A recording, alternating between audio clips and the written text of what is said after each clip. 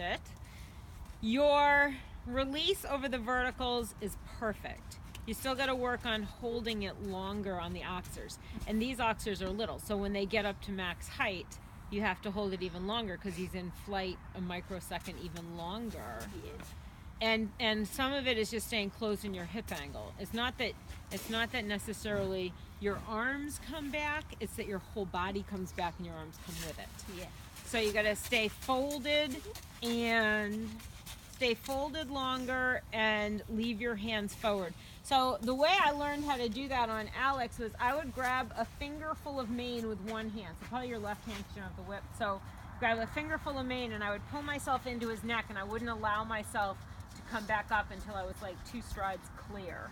Okay. Just when you're schooling, just do that. And then, so that's comment number 1 is watch that. You'll see how good your release is on the verticals and how it's just not quite long and held long enough. And you also want to look for if there's any looseness in your reins. If you feel like you're giving him like this big slacking loose rein over the jump, but he's using his neck and he's using all that contact. So in the air, your reins actually aren't that loose. Yeah.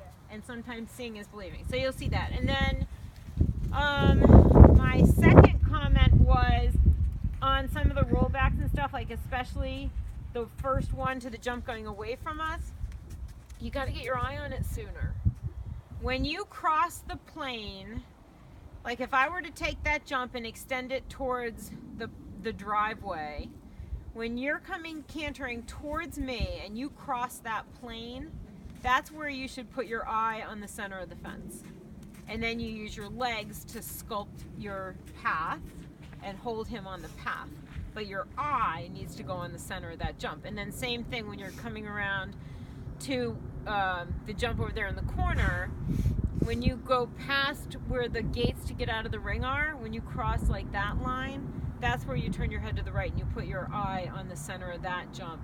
And then you'll know, you'll see your distance sooner, and B, you will know whether you overshot it or cut it too short, and you'll know it immediately, or you probably won't even do it because you've been like, it's literally like driving down the road.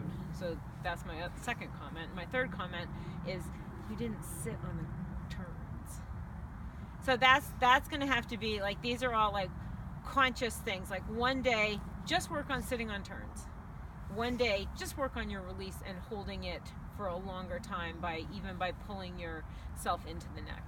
Mm-hmm. And 1 or 2 days, like just work on, you can do it with rails on the ground, just work on like forcing yourself to stay inside a certain jump so that you don't tempt it to go too wide, but just like looking at the other jump sooner. Mm-hmm. Okay, that was it.